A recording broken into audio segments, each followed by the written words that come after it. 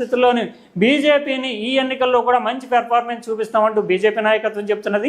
Exit polls రకరకాలైనటువంటి ఊహాగానాలను ప్రజల ముందు పెట్టినటువంటి పరిస్థితి. ఇప్పుడు రిజల్ట్స్ ట్రెండ్ని చూస్తే దాదాపు ఎగ్జిట్ పోల్స్ రిఫ్లెక్ట్ అవుతూనే వస్తున్నాయి. కానీ తమిళనాడు అండ్ కేరళకు సంబంధించి కొంచెం తేడాలు, అంటే తమిళనాడులో అధికారము ఈ డిఎంకే నేతృత్వంలోనే వస్తుంది అంటూ ఎగ్జిట్ పోల్స్ దాదాపు 8 ఎగ్జిట్ పోల్స్ జరిగితే 7 ఎగ్జిట్ పోల్స్ డిఎంకేకి అధికారం అని చెప్తే ఒక్క ఎగ్జిట్ పోల్ మాత్రం యాక్సిస్ మై ఇండియా మాత్రము టీవీకే అతిపెద్ద పార్టీగా రాబోతోంది అని. అయితే యాక్సిస్ మై ఇండియా సర్వేలో కూడా ఒక లోపం, అంటే ప్రధానంగా డిఎంకే వర్సెస్ టీవీకే అన్నట్టుగా ఉంటుంది. రెండు కూడా పోటాపోటీగా సీట్లు వస్తాయి.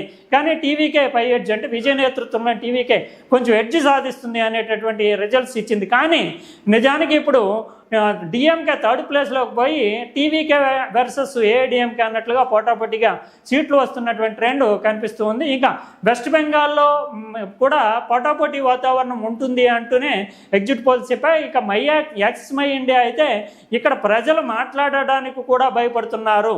సర్వేకి వెళ్ళినటువంటి వాళ్ళకి సమాచారం ఇవ్వడానికి ఆ 70% ప్రజలు ముందుకు రావట్లేదు. అందువల్ల మేము ఎగ్జిట్ పోల్స్ రిజల్ట్స్నే ప్రకటించాం. అంటే ఒక ఫియర్ ఫ్యాక్టర్ అనేది వెస్ట్ బెంగాల్లో ఉంది అనేది. అయితే 15 ఏళ్లుగా కూడా ఈ ప్రభుత్వం, అంటే మమతా బెనర్జీ ప్రభుత్వం తోటి యాంటీ ఇన్కంబెన్సీ ఉంటుంది.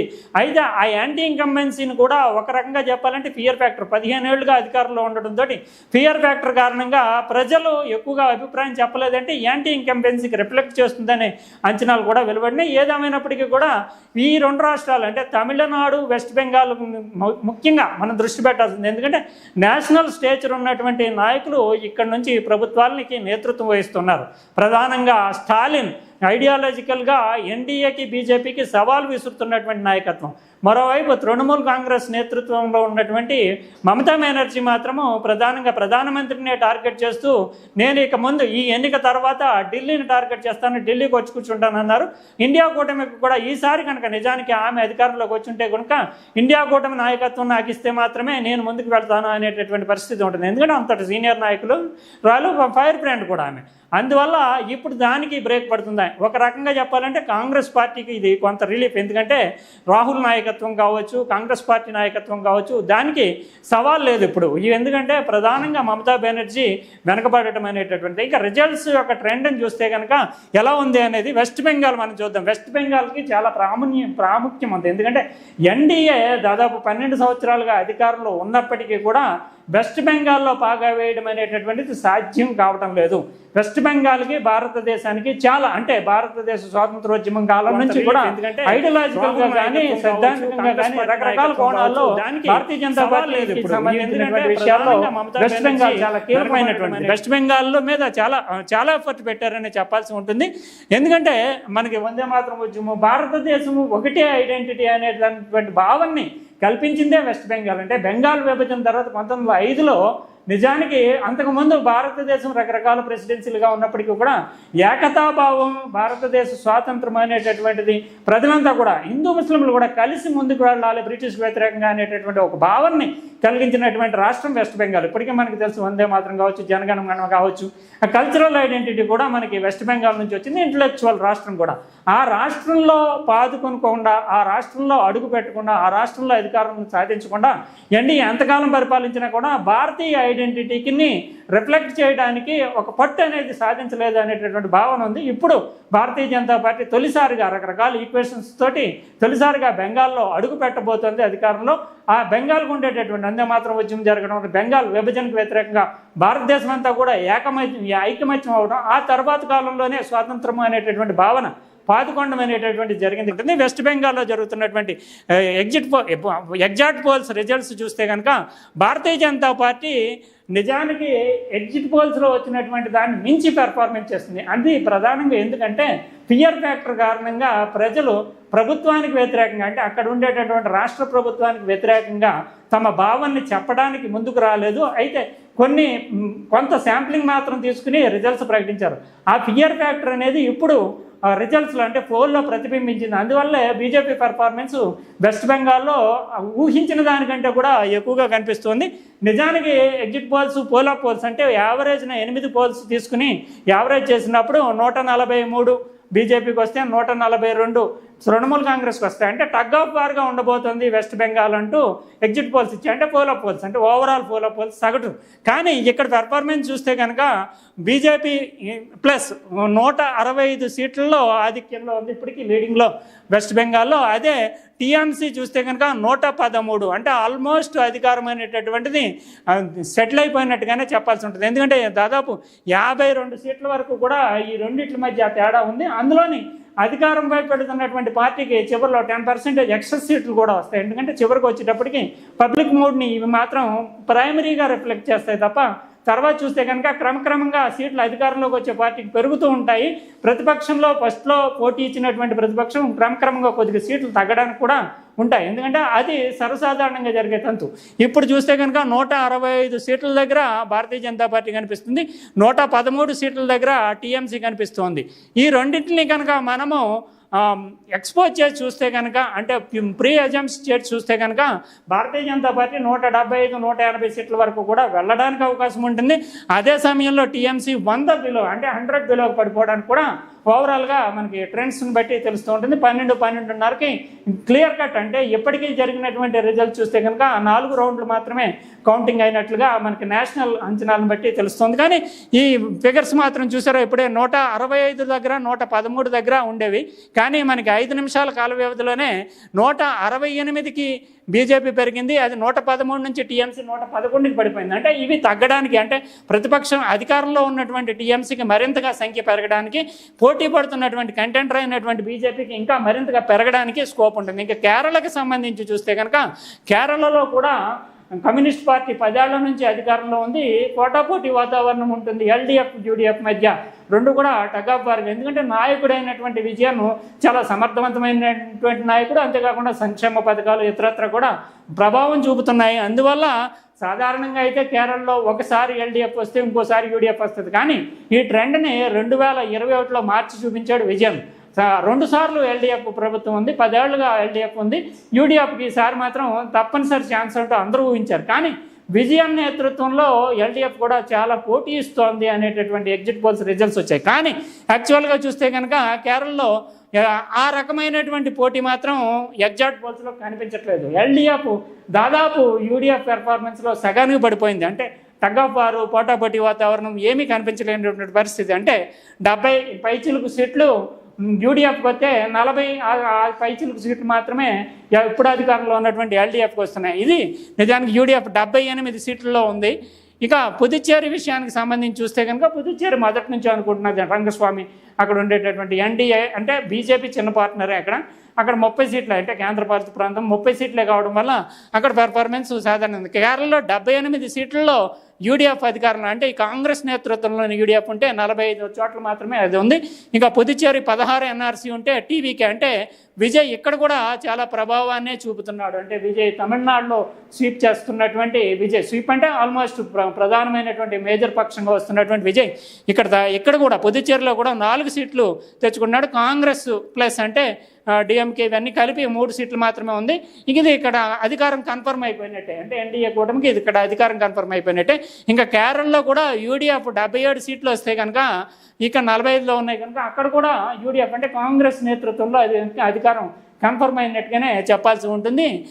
ఇది ముఖ్యంగా మనం కేరళ 77, 46 అంటే ఆల్మోస్ట్ సెటిల్ అయిపోయి. అయితే బీజేపీ ఇక్కడ 4 అంటే పర్ఫార్మెన్స్ 4 చూపించింది. అంటే ఇంతకుముందు ఏమీ లేవు కానీ ఇప్పుడు 4 తెచ్చుకోవడం అనేటటువంటిది భారతీయ జనతా పార్టీ కూడా అక్కడ అడుగు పెట్టింది. అంటే అసెంబ్లీలో కూడా తన ప్రభావాన్ని చూపించబోతుంది అనేదానికి. ఇది తమిళనాడుకు వద్దాం. తమిళనాడులో టీవీకే విజయ్, కొత్త party Vijay, cine star, youth అంతా కూడా ఆయన వైపు మొగ్గు చూపుతుంది. 82 సీట్లలో విజయ్ చూపిందంటే ఏడీఎంకే 72 సీట్లలో ఉంది.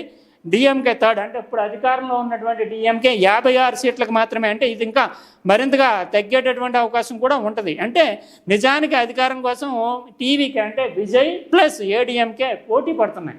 3వ ప్లేస్కి ఇప్పుడు డిఎంకే వచ్చేసింది. ఒకవేళ డిఎంకే విజయ్ తోటి కలిస్తే కనుక ఆ పార్టీ కూటమి అధికారం చేయించవచ్చు. కానీ డిఎంకే ఒక బలహీనత ఉంటుంది, అంటే విజయ్ని ముఖ్యమంత్రిగా అంగీకరించాలి. అందుకు అంగీకరిస్తారా? ఏడీఎంకే ఇప్పుడు కీ రోల్ పోషించబోతుంది. ఏడీఎంకే 72 సీట్లు ఉంది. ఈ 72 సీట్లు 84 సీట్లు ఉన్నటువంటి టీవీకి కనుక మద్దతు ఇస్తే ఈజీగా ఫామ్ చేయడానికి గవర్నమెంట్ని అవకాశం ఉంటుంది. అయితే వీళ్ళ మధ్య ఉండేటటువంటి ఈగోలు ఉంటాయి. ఆల్రెడీ పళనిస్వామి ముఖ్యమంత్రిగా పనిచేశారు, టీవీకి కొత్త వ్యక్తి. అయితే అధికారంకి మెజార్టీ సీట్లు అనేటటువంటి ప్రాధాన్యం అవుతాయి కనుక ఆ సీట్ల సంఖ్య ఆయనకి ఎక్కువ ఉంది. ఇప్పుడు బీజేపీ ఎన్డీఏ ఎంటర్ అవడానికి అవకాశం ఉంటుంది. అంటే మధ్యవర్తిత్వము, లాబియింగ్ ఇవన్నీ జరపడంలో బీజేపీ నాయకత్వం చాలా ముందు ఉంటుంది. డిఎంకేని దించాలి. ఎందుకంటే ఐడియాలజికల్గా చూస్తే కనుక డిఎంకే నేషనల్నే, అంటే నరేంద్ర మోడీని, ఎన్డీఏని, బీజేపీని చాలా ఫోర్స్ఫుల్గా సవాల్ చేస్తున్నటువంటి పరిస్థితిలో ఆల్టర్నేటివ్ పక్షం ఏదైనా పర్వాలేదు అధికారంలోకి రావాలని కోరుకుంటున్నటువంటి పరిస్థితి కేంద్రంలో ఉంది. కాబట్టి ఖచ్చితంగా విజయ్ నాయకత్వంలో ప్రభుత్వం ఏర్పడడానికి బీజేపీ సహకరిస్తుంది, అవసరమైనటువంటి లాబింగ్ చేస్తుంది, మంతనాలు జరుపుతుంది, సహకారం అందిస్తుంది. ఏడీఎంకేని కూడా ఒప్పించేటటువంటి అవకాశాలు, సూచనలు కనిపిస్తున్నాయి. మనకి తమిళనాడులో ఆల్మోస్ట్ విజయ్ ముఖ్యమంత్రి అవ్వడానికి అవసరమైనటువంటి ప్రాతిపదిక అంతా సిద్ధమవుతోంది.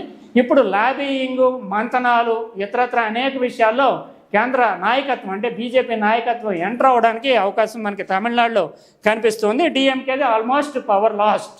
అది మనకి తమిళనాడులో మనకి నిజానికి తమిళనాడు అంటే మన 20% తెలుగు ప్రజలు కూడా ఉంటారు. కాబట్టి తమిళనాడుతో మనకు కొంత అనుబంధం కూడా ఉంది. మన మద్రాసు రాష్ట్రంలో భాగంగా కూడా ఉంటూ వచ్చాం. ఇంకా వెస్ట్ బెంగాల్ కూడా మనకి కూడా కొంత అనుబంధం ఉంది. ఖరగ్పూర్ కావచ్చు, ఇతరత్ర ప్రాంతాలు, దాదాపు 8 జిల్లాల్లో తెలుగు రెండో అధికార భాషగా ఉంది మనకి తెలుసు. అందువల్ల తెలుగుకి సంబంధించి కూడా మనము వెస్ట్ బెంగాల్లో కూడా మన వాళ్ళు చాలామంది ఉంటుంటారు, లక్షల సంఖ్యలోనే ఉంటుంటారు. వెస్ట్ బెంగాల్ మొదటిసారిగా భారతీయ జనతా పార్టీ అంటే ఐడియాలజికల్గా భారతీయ జనతా పార్టీ ఓన్ చేసుకునేటటువంటి రాష్ట్రం బీజేపీ. అటువంటి రాష్ట్రంలో ఇక్కడ 169 సీట్లకి బీజేపీ కనిపిస్తోంది. ఇంకా 111 సీట్లతోటి టీఎంసీ కనిపిస్తోంది. అయితే గతంలో బీజేపీకి 77 సీట్లు మాత్రమే వచ్చాయి. 2021 ఎన్నికల్లో బీజేపీకి 77 సీట్లు మాత్రమే వచ్చాయి. ఇప్పుడు ఆల్మోస్ట్ 100 అంటే 95 సీట్లు అధికంగా వస్తుంది. టీఎంసీకి గతంలో వచ్చినటువంటి 222 సీట్లలో ఇప్పుడు 100 సీట్లు తగ్గిపోయి 111 సీట్లకు వస్తుంది. అంటే టీఎంసీ కోల్పోయినటువంటి ఆల్మోస్ట్ 100 సీట్లను కూడా బీజేపీ 100 సీట్లు పెరుగుతున్నాయి. అంటే ఈ రెండింటి మధ్య ఉంది. అక్కడ కమ్యూనిస్టులు కానీ కాంగ్రెస్ కానీ అడ్రస్ లేకుండా పోయినటువంటి వాతావరణమే కనిపిస్తుంది. వెస్ట్ బెంగాల్ విజయాన్ని భారతీయ జనతా పార్టీ పెద్ద ఎత్తున సెలబ్రేట్ చేసుకుంటుంది. ఎందుకంటే ఆ రాష్ట్రానికి ఉండేటటువంటి ఐడెంటిటీ, కల్చరల్ ఇంటిగ్రిటీ, ముఖ్యంగా వెస్ట్ బెంగాల్లో జరిగినటువంటి ప్రచార తీరు, మమతా బెనర్జీ విసురుతున్నటువంటి సవాలు, వీటన్నిటిని దృష్టిలో పెట్టుకుని చూసినప్పుడు ఖచ్చితంగా వెస్ట్ బెంగాల్ విజయం అనేది 2024 ఎన్నికల తర్వాత భారతీయ జనతా పార్టీని బూస్టప్ చేసేటటువంటి ప్రధానంగా నరేంద్ర మోడీ నాయకత్వాన్ని, అమిత్ షా చాణక్యాన్ని అంటే స్ట్రాటజిక్ పార్ట్నర్షిప్ని బలోపేతం చేసేటటువంటి చర్యగా మనం చూడాల్సి ఉంటుంది. కేరళలో నిజానికి లాస్ట్ 2021లోనే మారాల్సినటువంటి రిజల్ట్స్ ఇప్పుడు రిఫ్లెక్ట్ అవుతున్నాయి. అయితే ఎప్పుడు కూడా కేరళలో పోటాపోటీ వాతావరణం ఉంటుంది. కానీ ఈసారి 10 ఏళ్ల పాటు అధికారంలో ఎల్డీఎఫ్ ఉండటం వల్ల యాంటీ ఇన్కంబెన్సీ అనేటటువంటిది బలంగా పనిచేయడంతో కేరళలో ఆల్మోస్ట్ సగానికి సగం పడిపోయినటువంటిది. పుదుచ్చేరి ఇంకా అది చిన్న రాష్ట్రము, దానికి పెద్ద మనము అంటే పుదుచ్చేరిలో కూడా అధికారాన్ని 3వ సారి నిలబెట్టుకోవడం అంటే చాలా గొప్ప విషయం. ఇంకా అస్సాంకి విషయానికి వస్తే అస్సాం అనేటటువంటిది ఇది 3వ సారి మళ్ళీ హేమంత్ బిశ్వ శర్మ బీజేపీ ప్లస్ 93 సీట్లు. అంటే నిజానికి ఇది ఈసారి ఎన్నిక అనేటటువంటిది అంటే అధికారంలో ఉన్నటువంటి పార్టీకి 25 సీట్లు అదనంగా, అంటే గత ఎన్నికలతో పోలిస్తే కనుక 25 సీట్లు అదనంగా రావడము, కాంగ్రెస్ పార్టీకి 6 సీట్లు తగ్గిపోవడం అనేటటువంటిది, ఏఐయుడిఎఫ్ అనేటటువంటి ఆ పార్టీకి దాదాపు 14, గతంలో 15 సీట్లు ఉంటే కేవలం 1 సీటుగా పరిమితం అవడం అనేటటువంటిది. అంటే బీజేపీకి ఆ సర్చ్ అంతా కూడా వచ్చి చేరింది అనేది అస్సాంలో మనకి రిజల్ట్స్. అస్సాం కూడా అంతా కూడా ఎగ్జిట్ పోల్స్లో ఊహించినటువంటి విధంగానే మనకి వచ్చింది. అందువల్ల మనము 2 ప్రధానమైనటువంటివి ఏం జరగబోతోంది, కేంద్ర నాయకత్వానికి సవాల్ విసురుతున్నటువంటి తమిళనాడు, వెస్ట్ బెంగాల్ ఈ 2 రాష్ట్రాల్లోని ప్రభుత్వాలు మారతాయా, స్టాలిన్ పరిస్థితి ఎలా ఉండబోతుంది. స్టాలిన్ నిజానికి కరుణానిధి సుదీర్ఘకాలం డిఎంకే రాజకీయాలు నడిపారు. కానీ ఎప్పుడు కూడా ఒకసారి డిఎంకే అధికారంలోకి వస్తే మరోసారి ఓడిపోయేటటువంటి పరిస్థితి. అంటే వరుసనే 2 టర్ములు ఎప్పుడు కూడా రాలేదు. ఈసారి స్టాలిన్ ఆ డిఎంకే చరిత్రను తిరగ రాస్తాడు, రెండోసారి కూడా అధికారంలోకి తెచ్చిపెడతాడు అనేటటువంటి ప్రచారం జరిగింది.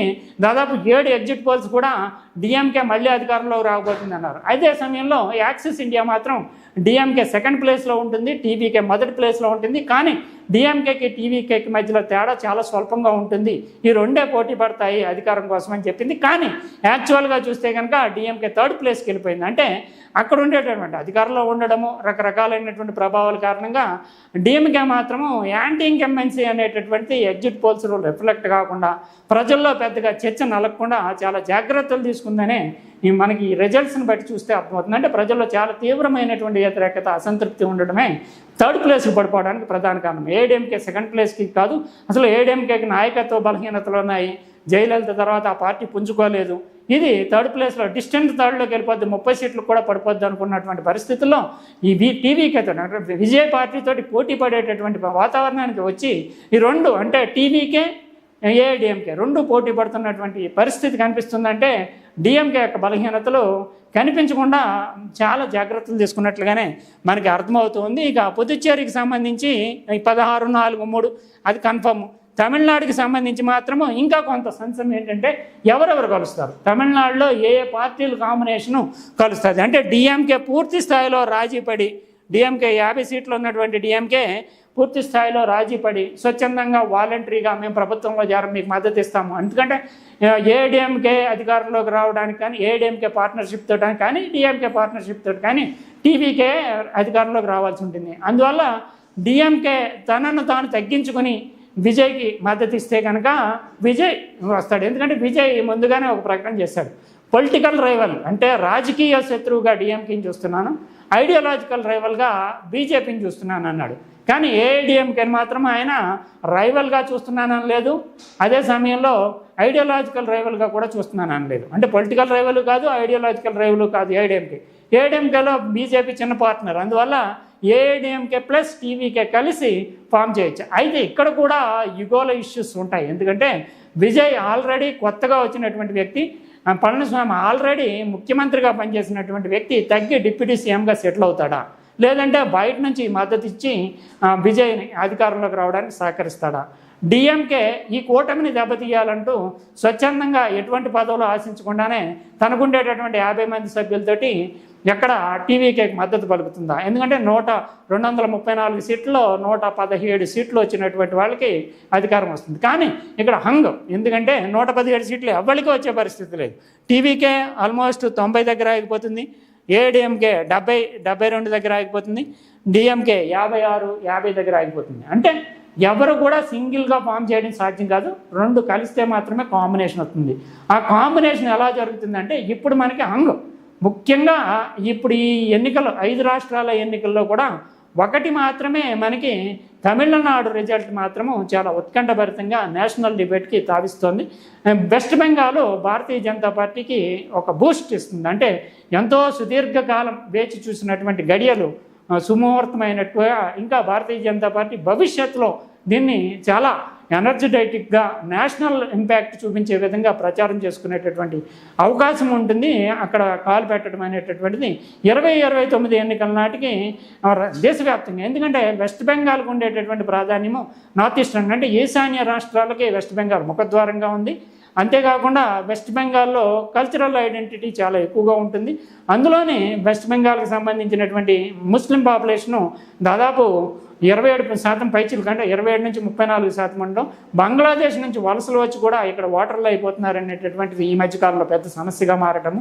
తర్వాత ముస్లిం అపీజ్మెంట్కి మమతా బెనర్జీ కారణమవుతూ ఆ ఓట్లన్నింటినీ కూడా పోలరైజ్ చేసుకుంటూ సంఘటితం చేసుకోవడం ద్వారా అధికారంలో కొనసాగుతున్నారనేటటువంటి భావన రావడం, దీంతో యాంటీగా అంటే హిందూ సంఘటితానికి భారతీయ జనతా పార్టీ గ్రౌండ్ లెవెల్లో చాలా వర్క్ చేయడము, ఇదంతా కూడా కలిసి వచ్చింది. ఒక రకంగా చెప్పాలంటే నరేంద్ర మోడీ నాయకత్వం అంతర్జాతీయంగా దేశీయంగా అనేక సవాళ్లను ఎదుర్కొంటున్నటువంటి పరిస్థితుల్లో వెస్ట్ బెంగాల్ విజయం అనేది ఆ పార్టీకి ఒక రకంగా పునరుజ్జీవం, అంటే ఈ సమస్యలన్నిటి నుంచి బయటపడేసేటటువంటి ఒక తారక మంత్రంగా మనం చెప్పాల్సి ఉంటుంది. ఇది ఒక రకంగా చెప్పాలంటే ప్రధానమైనటువంటి ప్రత్యర్థులు ప్రతిపక్షాలు అధికారంలో ఉన్నటువంటి రాష్ట్రాల్లో సైతము సవాలు విసరగలము అంతేకాకుండా నిలదొక్కుకోగలము, బలపడగలము అనేటటువంటి ఒక సంకేతాన్ని భారతీయ జనతా పార్టీ ఇచ్చింది. కేరళ లాంటి రాష్ట్రంలో ఈ స్థాయి విజయం, అంటే ఈ స్థాయి అంటే పెద్ద కాకపోయినప్పటికీ ఇక్కడ వచ్చినటువంటి 3 సీట్లు 4 సీట్లు అవన్నీ కూడా ఇప్పుడు తొలిసారిగా రావడం అనేటటువంటిది మనం గమనించాము. ఇక పుదుచ్చేరి ఇతరత్ర అనేక రాష్ట్రాల్లో అది ఊహించినవే. అంటే మనకి సంబంధించి 2 రాష్ట్రాలు మాత్రము ముఖ్యంగా కనిపిస్తున్నాయి, వెస్ట్ బెంగాల్, తమిళనాడు. మిగిలిన రాష్ట్రాలకు సంబంధించి పెద్దగా ప్రాధాన్యం. అయితే ఇది 2 పార్టీలకి సంబంధించి ఒక సంకేతాలు అందిస్తుంది. ఆ 2 పార్టీలు కమ్యూనిస్ట్ పార్టీ, అంటే వీళ్ళు ఈ యొక్క ప్రభావం ఎలా ఉండబోతుంది భవిష్యత్తులో అనేటటువంటి దాన్ని భారతీయ జనతా పార్టీకి సంబంధించి ఇంకా, అంటే దాదాపు 12 ఏళ్ళ అధికారంలో ఉన్న తర్వాత కూడా తన హవాని ఇంకొంతకాలం పాటు, సుదీర్ఘ కాలం పాటు అధికారానికి అవసరమైనటువంటి సరంజామాని ఎన్నికలు ఇస్తున్నాయా అనేటటువంటి వెస్ట్ బెంగాల్లో అంటే 1977 నుంచి 2011 దాకా దాదాపు అధికారంలో ఉన్నటువంటి కమ్యూనిస్ట్ పార్టీ ఒక్కసారి అధికారం కోల్పోయిన తర్వాత మళ్ళీ అక్కడ తిరిగి లేవలేదు. త్రిపురలో అధికారం కోల్పోయిన తర్వాత తిరిగి లేవలేదు. ఇప్పుడు భారతీయ జనతా పార్టీ సర్జ్ అయిన తర్వాత, అంటే భారతీయ జనతా పార్టీ ప్రభావం పెరిగిన తర్వాత కమ్యూనిస్ట్ పార్టీ, అంటే నిజానికి భారతీయ జనతా పార్టీ ఐడియాలజీకి పూర్తి విరుద్ధంగా ఉండేటటువంటి communist party Bharatiya Janata party అంటే పెరిగిన తర్వాత తాను ఎక్కడైనా అధికారం కోల్పోతే కనుక తిరిగి ఆ ప్లేస్ని బీజేపీ ఆక్రమిస్తూ వస్తుంది. ఇప్పుడు వెస్ట్ బెంగాల్, త్రిపుర ఇలాంటి చోట్ల అదే జరిగింది. ఎందుకంటే భారతీయ జనతా పార్టీ ఆ స్థానాన్ని ఆక్రమించింది. ఇప్పుడు కేరళలో కూడా కాంగ్రెస్ ఇమ్మీడియట్గా అధికారంలోకి వచ్చినప్పటికీ కేరళలో బీజేపీ పుంజుకుంటున్నటువంటి తీరును చూస్తే కమ్యూనిస్ట్ ప్రభావము చివరికి క్రమక్రమంగా పోతుందా అనేటటువంటి సంశయాలు. అంటే కమ్యూనిస్ట్ పార్టీకి సంబంధించి లాస్ట్ బాస్టియన్, అంటే చివరి దుర్గంగా కేరళను చూడాల్సి ఉంటుంది. అందులోని 1957లో కేరళలోనే తొలిసారిగా కమ్యూనిస్టు ప్రభ వెలిగింది. కమ్యూనిస్ట్ ప్రభుత్వం, అంటే నెహ్రూ టైంలోనే కమ్యూనిస్ట్ ప్రభుత్వం కేరళలో అధికారంలోకి వచ్చింది. అప్పటి నుంచి ఇప్పటి వరకు కూడా ఏదో ఒక రాష్ట్రంలో అధికారంలో ఉంటూనే వచ్చింది కమ్యూనిస్ట్ పార్టీ. అంటే తన మూలాలని, తన అస్తిత్వాన్ని, అంటే ఒకనొక టైంలో 3 రాష్ట్రాల్లో అధికారంలో ఉన్నటువంటి కమ్యూనిస్ట్ పార్టీ తర్వాత కాలంలో తగ్గుతూ వెస్ట్ బెంగాల్, త్రిపుర కోల్పోయినా కేరళలో మాత్రం తనకు సంబంధించినటువంటి ఐడెంటిటీని కాపాడుకుంటూ వచ్చింది. కానీ ఇప్పుడు కేరళలో కూడా కోల్పోవడం వల్ల కాంగ్రెస్ పార్టీని బీజేపీ ఎదుర్కోవడం చాలా ఈజీ. అందులోని కాంగ్రెస్ పార్టీ ముస్లిం లీగ్తో కలిపి అక్కడ ఫామ్ చేస్తుంది కనుక యాంటీ అంటే మతపరమైనటువంటి ఎజెండాను ముందుకు తీసుకొస్తే కమ్యూనిస్ట్ పార్టీ వీక్ అయిపోతుంది. హిందూ సంఘటితం చేసుకునేటటువంటి అవకాశం కూడా కేరళలో కనిపిస్తుంది. అందువల్ల కమ్యూనిస్ట్గా ఉండేటటువంటి బలహీనత కారణంగా చివరి దుర్గాన్ని కూడా కమ్యూనిస్ట్ పార్టీ కోల్పోతుంది. దాదాపు 100 ఏళ్ల చరిత్ర కలిగినటువంటి కమ్యూనిస్ట్ పార్టీ కేరళలో ఈసారి ఫలితాలని రిజల్ట్ ఇలా రిఫ్లెక్ట్ అవ్వడం వల్ల భవిష్యత్తులో కమ్యూనిస్ట్ పార్టీ ప్రస్థానం ఎలా ఉండబోతుంది, కేవలం ఐడియాలజీకి మాత్రమే పరిమితం అవుతూ అధికారానికి శాశ్వతంగా దూరం అవుతుందా అనే ప్రశ్న లేవనెత్తుంది. ఎందుకంటే 70 ఏళ్ల చరిత్రలో ఎప్పుడూ లేనటువంటి విధంగా కమ్యూనిస్ట్ పార్టీ ఈసారి దేశంలో ఎక్కడా కూడా అధికారంలో లేకుండా పోవడం. ఇంకోవైపు చూస్తే కనుక భారతీయ జనతా పార్టీ దేశంలో చాలా చోట్ల విజయం సాధించింది, అదంతా గొప్ప విషయం కాదు. కానీ వెస్ట్ బెంగాల్లో విజయం అనేటటువంటిది భారతీయ జనతా పార్టీ 2014లో ఎలాగ అధికారం తెచ్చుకోవడాన్ని ఎలా సెలబ్రేట్ చేసుకుందో ఇప్పుడు మళ్ళీ ఆ స్థాయి సెలబ్రేషన్కి, ఆ స్థాయి ఫెర్వర్, అంటే ఒక ఉత్సాహానికి వెస్ట్ బెంగాల్ ప్రాణం పోసిందనే చెప్పాలి. ఎందుకంటే అక్కడ ఉండేటటువంటి మూలాలని చాలా వరకు ఐడెంటిటీని ఓన్ చేసుకుంటూ ఉంటుంది భారతీయ జనతా పార్టీ. అందులోని అక్కడ శ్యామప్రసాద్ ముఖర్జీ లాంటి బీజేపీకి సంబంధించిన ఐడియాలజీస్ అంతా కూడా అక్కడ నుంచి వచ్చినటువంటి వాళ్ళే. అంటే అప్పుడు ఆర్ఎస్ఎస్ కావచ్చు, తర్వాత జనసంఘ్, ముఖ్యంగా జనసంఘ్కి సంబంధించి ఇటువంటి దాంట్లో ముఖ్యమైనటువంటి భూమిక నాంది పలికినటువంటి వాళ్ళు వెస్ట్ బెంగాల్ నుంచి రావడం అనేటటువంటి జరిగింది. అందువల్ల అది ఇప్పటి వరకు కూడా కొరుకుడు పాడినటువంటి విషయంగా, అక్కడ అడుగు పెట్టడమే సాధ్యం కానటువంటి విషయంగా భారతీయ జనతా పార్టీ భావిస్తూ వచ్చింది. ఇప్పుడు మాత్రం ఆ బలహీనతను అధిగమించి దేశంలో ఎక్కడైనా సరే దేశవ్యాప్తంగా తాము సాధించగలము అనేటటువంటి భావాన్ని నెలకొల్పుంది. ఇది అనేక రాజకీయ విమర్శలకి సమాధానం చెప్తుంది. ముఖ్యంగా చూస్తే కనుక ప్రధానంగా కాంగ్రెస్ పార్టీకి కూడా ఒక రకంగా, అంటే కాంగ్రెస్ పార్టీ బలహీనతని, కాంగ్రెస్ పార్టీని కూడా కేరళ కాపాడింది తానున్నానని. ఇది కేరళలో చూస్తే కనుక మూడోసారి అంటే మూడో రాష్ట్రం. ఇప్పుడు చూస్తే తెలంగాణలో అధికారంలో ఉంది, హిమాచల్ ప్రదేశ్లో అధికారంలో ఉంది, కర్ణాటకలో అధికారంలో ఉంది, కేరళలో అధికారంలోకి వస్తుంది. అంటే 4 రాష్ట్రాల్లో కాంగ్రెస్ పార్టీ అధికారంలో రావడం అంటే జాతీయ ప్రధాన ప్రతిపక్షంగా తానే అనేటటువంటి దాన్ని నిరూపించుకోవడానికి అవకాశం ఉంటుంది. ముఖ్యంగా ఈ మమతా బెనర్జీ, స్టాలిన్ లాంటి వాళ్ళు పోటీ పడుతున్నారు. అంటే రాహుల్ గాంధీని పక్కన పెట్టండి, ఈ యాక్టివిటీలో మేము పెరుగుతాము, మేమే ప్రధాన మంత్రికి పోటీ ఇవ్వగలుగుతాము, నరేంద్ర మోడీని ఎదుర్కోవాలంటే తామే రావాలి ముందుకే అనేటటువంటి పరిస్థితిని వాళ్ళు కల్పిస్తూ ఉన్నారు. ఈసారి ఖచ్చితంగా మమతా బెనర్జీ నెగ్గుంటే కనుక ఆమె నీ కాదనలేనటువంటి పరిస్థితి, అంటే ఇండియా కూటమిలో చీలికలు వచ్చేటటువంటివి. అంతేకాకుండా కాంగ్రెస్ మమతా బెనర్జీ వెనకాల నిలవాల్సినటువంటి పరిస్థితి వచ్చి ఉండేది. కానీ ఇప్పుడు మమత ఓడిపోవడం వల్ల కాంగ్రెస్కి ఒక రకంగా రిలీఫ్, బీజేపీ బలపడుతుంది అనేటటువంటిది. ఇంకా 4 రాష్ట్రాలు తమ చేతిలో ఉన్నాయనేటటువంటి ఒక సంతృప్తి మిగిలింది. నేషనల్ పార్టీస్కి అంటే భారతీయ జనతా పార్టీకి అత్యంత సంతృప్తినిచ్చినటువంటి రిజల్ట్స్. ఇంకా ఒకవైపు కాంగ్రెస్ పార్టీకి కేరళ చేజిక్కించుకోవడము, తానే ప్రధానమైనటువంటి ప్రధానమంత్రి అభ్యర్థిని, పోటీదారుని నిర్ణయించేటటువంటి స్థాయిలో తానే ఉన్నాను, బీజేపీ వర్సెస్ కాంగ్రెస్ మాత్రమే భవిష్యత్తులో ఉండిపోతుంది, ప్రాంతీయ పార్టీలకి అవకాశం లేదు అనేటటువంటి దాన్ని కూడా ఖచ్చితంగా ఈ రిజల్ట్స్ వెల్లడిస్తున్నాయి. ఇంకా యాక్చువల్గా రిజల్ట్స్ ఫలితాలు ఎలా ఉండబోతున్నాయి, ఏం జరగబోతుంది అనేది మనం ఇంకా అంటే దాదాపు 5 రౌండ్లు మాత్రం ఇంతవరకు అయినాయి. అన్ని చోట్ల కూడా ఈ ట్రెండ్స్ అనేటటువంటి